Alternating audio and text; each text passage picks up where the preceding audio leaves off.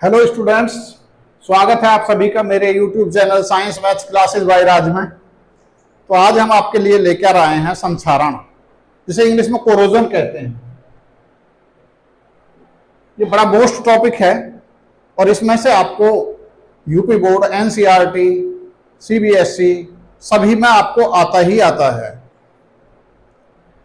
Corrosion क्या होता है, कैसे होता है, इससे बचने का क्या उपाय है, इससे क्या लाभ है, क्या हानि है, ये सारी चीजें हम आपको इस टॉपिक में आज आपको बताएंगे। तो ये संचारण है और ये धातुओं में होता है। जो हमारी धातु रहती हैं, मेटल्स, उनकी जो हमारी सतह होती है वो चिकनी होती है और ये उस सतह को धीरे धीरे नष्ट कर देता है। उसी को हम संचारण कहते हैं। ये होता कैसे है, पहले हम इसकी डेफिनेशन बता देते हैं, तब हम आपको, या चलिए पहले बताते हैं। ये है जो हमारी धातुएं रहती हैं, जैसे चांदी है या लोहा, दूसरा कॉपर, ये इस तरह की धातुएं हैं या और भी कुछ धातुएं हैं जो दूसरे के साथ क्रिया करती हैं, किसी के भी साथ।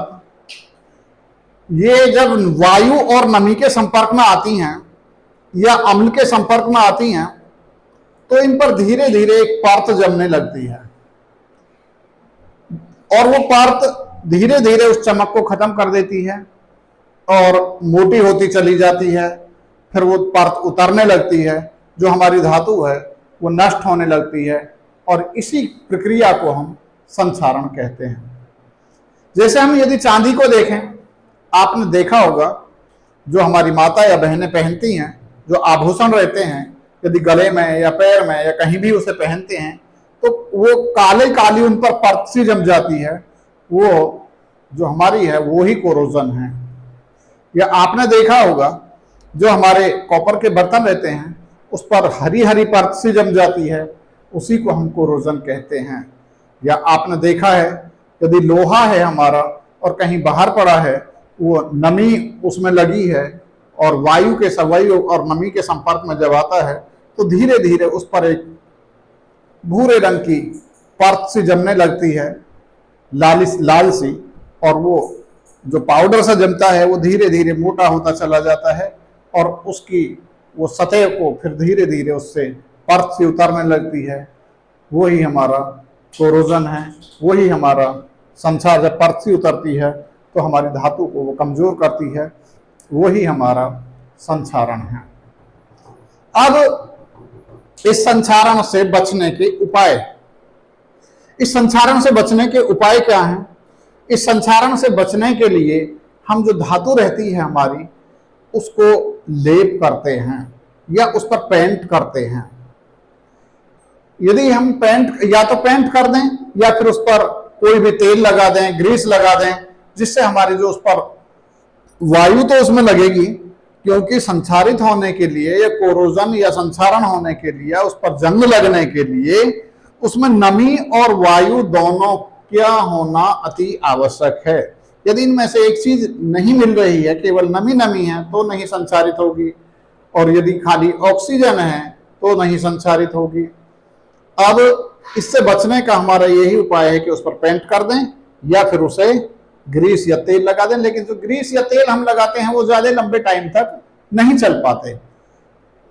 या एक और उपाय है कि उसका हम टिनीकरण कर दें, दूसरा उसका गैल्वेनीकरण कर दें। ये नए शब्द हैं दोनों, टिनीकरण, गैल्वेनीकरण। टिनीकरण और गैल्वेनीकरण क्या है? ये टिनीकरण होता है जो हमारा टिन रहता है, टिन, उस टिन को बहुत ज्यादा टेम्परेचर तक गर्म किया जाता है और जब लिक्विड फॉर्म में हो जाता है, जिस पर हमें वो टिनीकरण करना हो, उसको उसमें डुबोते हैं और निकालते हैं, तो उसमें टिन की एक पतली परत सी चढ़ जाती है, जिससे हमारी वो जो धातु है उस तक, हमारी जो उसकी सतह है उस तक हमारा वायु और नमी नहीं पहुंच पाते। दूसरा गैल्वेनीकरण, ये जस्ते की परत चढ़ाते हैं। जो जस्ता होता है हमारा, उसे हम बहुत ज्यादा गर्म करते हैं और जब वो गर्म हो जाता है, वो भी लिक्विड फॉर्म में, फिर उसमें से निकाल के हम उसे निकाल लेते हैं। जैसे देखा होगा आपने, जब हम अपने घरों में बाल्टी लाते हैं लोहे वाली, तो वो सफेद सफेद सी रहती है, तो उस पर वो गैल्वेनीकरण की परत लगी होती है, जस्ते की परत लगी होती है, जिस कारण वो होती है, और वो काफी लंबे टाइम तक हमारी ऐसे ही रहती है, जिससे उस पर जंग नहीं लगता।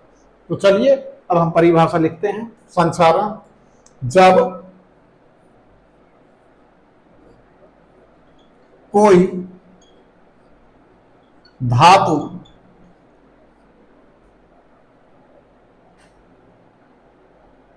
अम्ल, नमी और ऑक्सीजन के संपर्क में आती है, या ऑक्सीजन की जगह आप वायु लिख दो,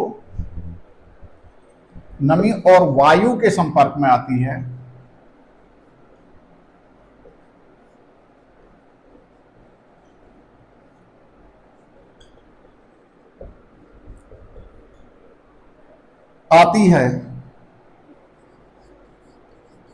तो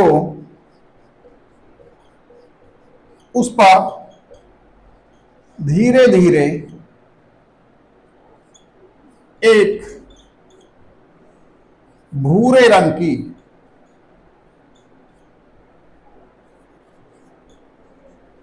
पाउडर की सी परत सी जमने लगती है, परत सी जमने लगती है, जो समय के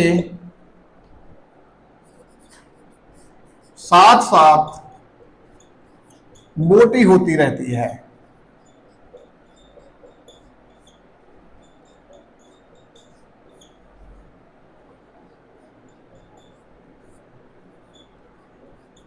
और फिर यह परत धातु से अलग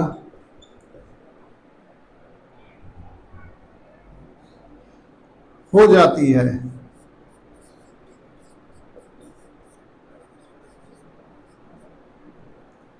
और धातु को संक्षारित कर देती है।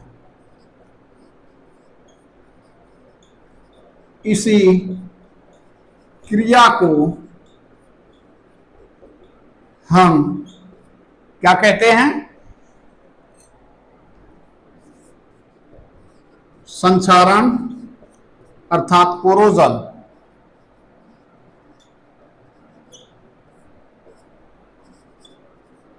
कहते हैं। अब यदि हम लोहे को ही ले लें, लोहे का सूत्र होता है हमारा Fe, आयरन। दूसरा ऑक्सीजन के संपर्क में आई O2। तीसरा किसके संपर्क में आई? नमी, अर्थात ये जल के संपर्क में आई H2O।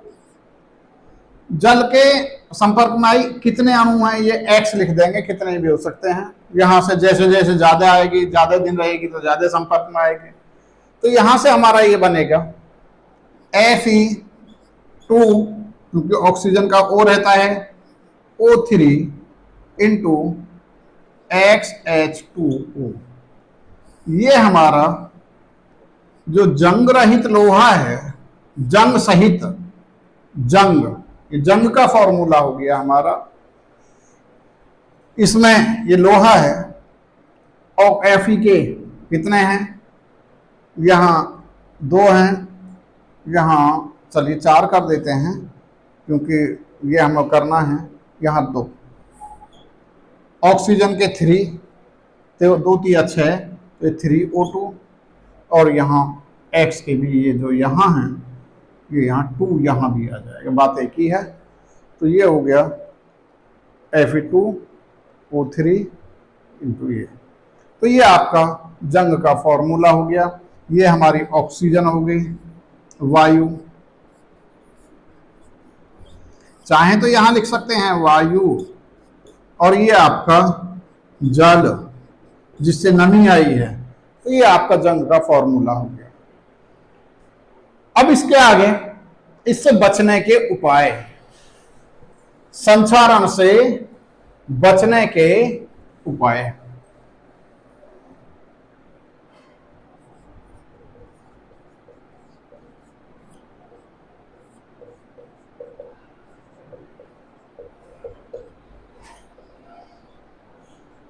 बचने के उपाय में हमने बताया है आपको कि धातुओं पर क्या करना चाहिए, पेंट कर देना चाहिए।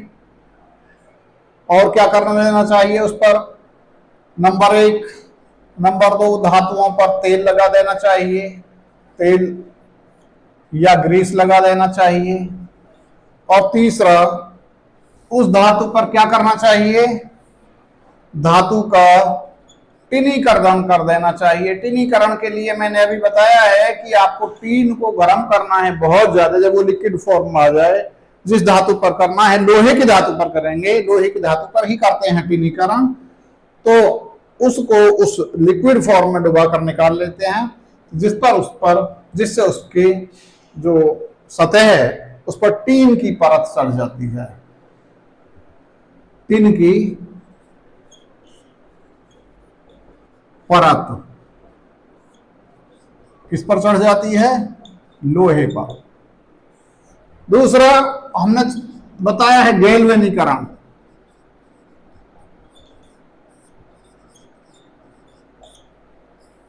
गैल्वेनीकरण, ये जस्ते की परत चढ़ती है, इसमें जस्ते की जो परत चढ़ती है लोहे पर, उसे गैल्वेनीकरण करते हैं।